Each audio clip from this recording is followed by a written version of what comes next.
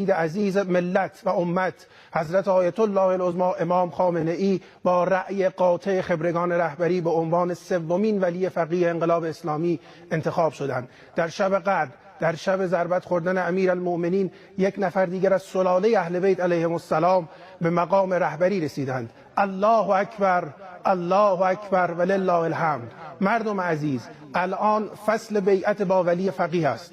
پشتیبان ولی فقیه باشید تا به مملکتتان آسیب نرسد. در میانه بحران، در لحظات تهدید ترامپ ملعون قمارباز علیه رهبری جدید، فرد جدید، رهبر جدید به عنوان ولی فقیه انقلاب اسلامی انتخاب شد.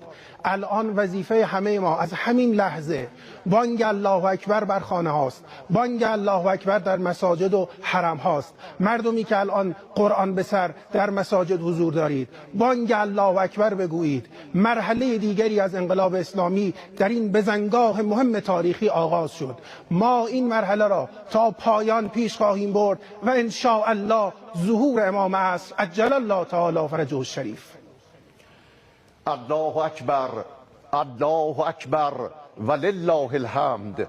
حمد و سپاس از آن خدای بخشنده مهربان هست برای ملتی بزرگ، ملتی آگاه، ملتی فهیم و همیشه در صحنه، ملتی که لحظه های بسیار بسیار خطیر خیش را در دفاع جانانه از این سرزمین بزرگ با هم رقم زده است، با هم به آفرینش حماسه‌ای دیگر و شکوهمند اقدام نموده است.